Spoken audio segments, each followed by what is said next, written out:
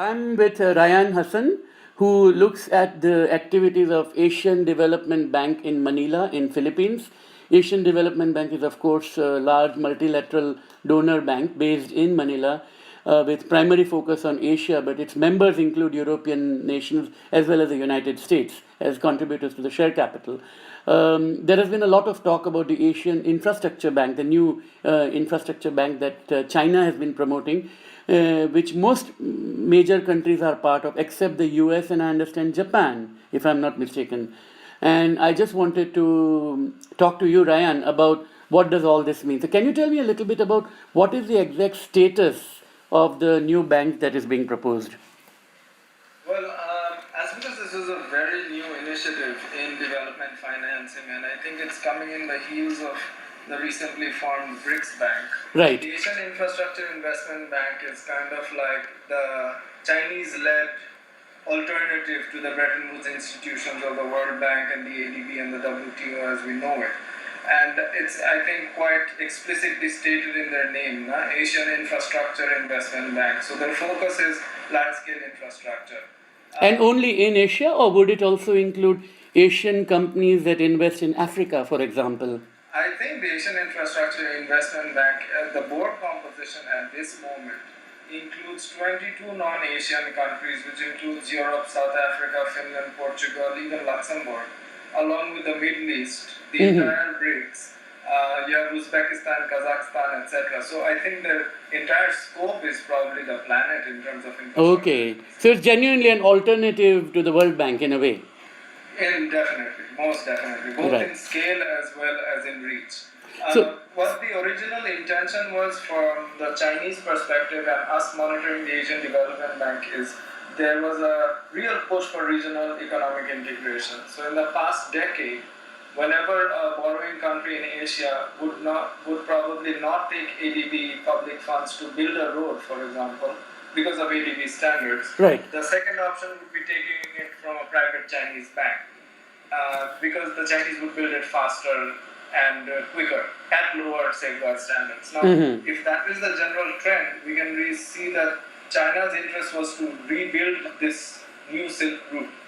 So Right. the large intention is to recreate this trade expansion all the way from Kunming, China, and I think in the news articles it says their ambitions are to go as far as Chicago. And that means this regional economic integration framework of transboundary partnership through trade is the driving force of the AIIB.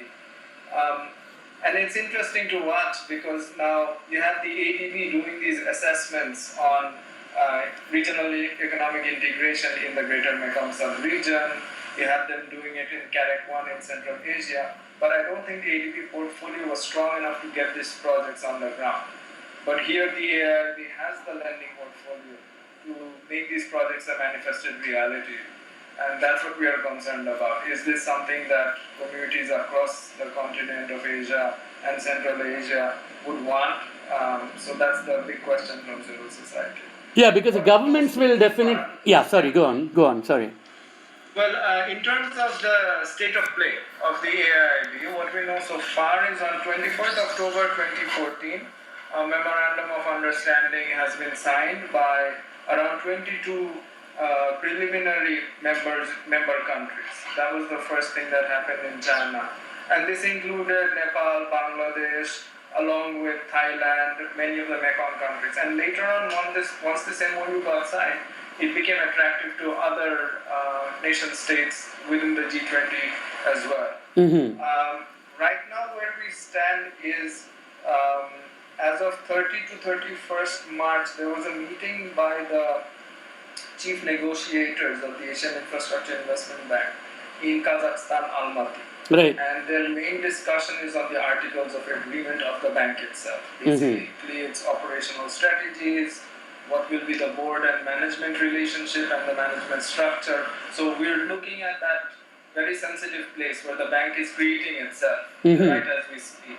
And I think this is going to be something which we need to closely monitor as civil society, because this will also implicate what kind of impacts this will have in terms of safeguards on environment, etc.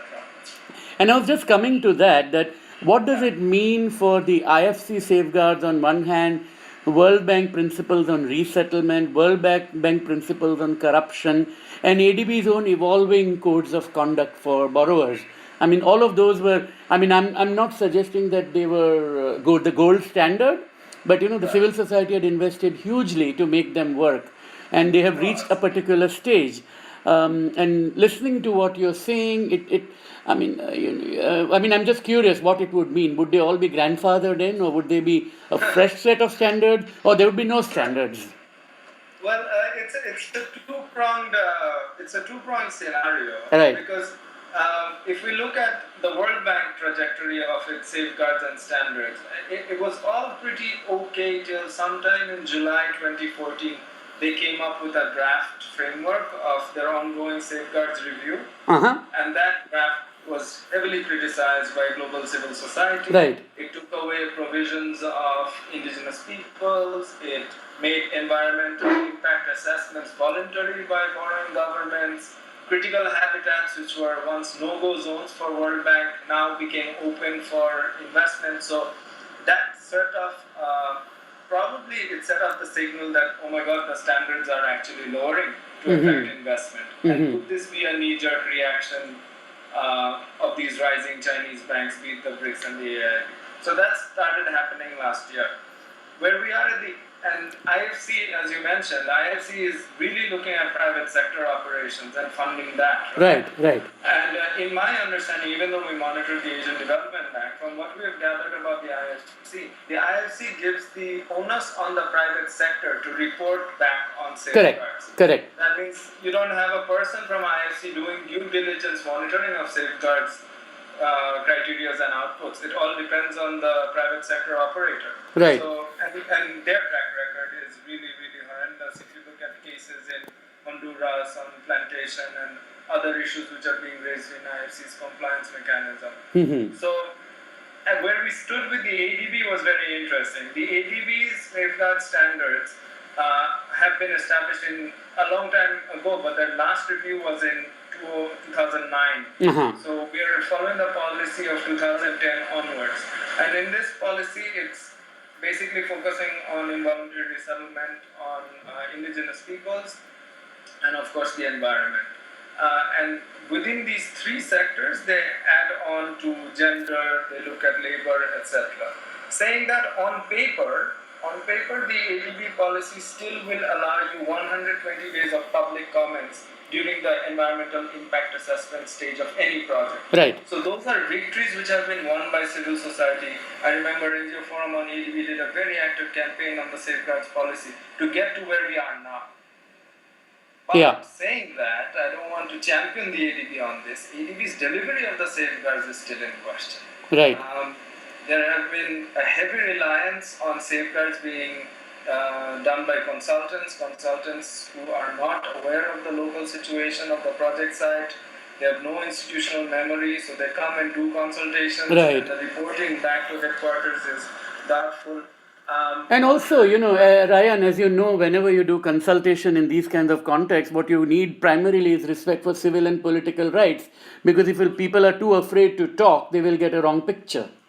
Absolutely. Yeah. Absolutely. And that is the heart of the main problem in IFI investment on the ground. Right. Because meaningful consultation means also the right to say no to a project. Indeed. Free, prior, informed consent. Right. And that has been a big argument among IFIs. Yes. Even now, free, prior, informed consent in the ADB is only in the indigenous population safeguard. Correct. So it is not a freedom to say no to the project by... Yeah, and there could be an urban renewal project. You want to remove a slum, and then the indigenous, the ILO 169, which is the convention that safeguards the rights of indigenous people, would not even feature. Right, absolutely. It won't be even triggered. Yes. And these are actually the alarming issues which we need to consider as to what is going to be accepted by the Asian Infrastructure Investment Bank in their safeguards formulation. Right. So, what we know so far from our insiders at the ADB and the World Bank is that as the Articles of Agreement are being drafted, the AIIB working group has requested all information from EBRD, from That's the IFC, European Bank, from of World course, Bank, yes. from ADB. Yeah. So they're considering all these policy formulations. So what we as civil society recently, I think most of the regional civil society bank watcher groups got together in Bangkok in November, and we came up with the decision that we would write a letter to the Asian Infrastructure Investment Bank, clearly stating what exactly we demand in terms of this bank's future portfolio in terms of safeguards. Right. Things which we are used to at the ADB are luxuries. The accountability mechanism. Right. Once a violation happens, you can file a complaint. So has the bank set up a kind of a public affairs person, not a public relations person, but someone who can interact with CSOs, civil society groups, or somebody who's aware of these issues, or are you still talking to some bureaucracy? Well, this is also quite interesting. All we have now is the Asian Infrastructure Investment Bank working group. Right. So the working group has a lead person, and the lead person, his name is Mr. Jin Likun, who's also quite interesting because he used to be the vice president of the Asian Development Bank. Right. And he has been now appointed as the working group lead. And there is a public website of the AIB, the official website. So our correspondence would be directly to the Asian Infrastructure Investment Bank working group. Right. And then, of course, with China being the $50 billion shareholder of the bank, our next step would be definitely to approach the Chinese Ministry of Finance, right, and its regulatory banking committee and all the other line ministries which are relevant. And but this is also quite different and quite a different approach for most civil society, because then you have to think about how does Chinese civil society interact in China, and that we know is not a very, very easy and comfortable environment to work inside. Absolutely, yeah. Right. So our approach is definitely to listen to our Chinese civil society allies, those who are actually looking at Chinese domestic investment, large-scale projects, and overseas investment, and learning exactly how to approach their government. Right. In this case, there are a few Chinese groups who are starting to become active on development financing. Right. And we at NGO Forum are trying to reach out to them, and let's see where it goes. Thank you so much, Rayyan, and all the best with your work.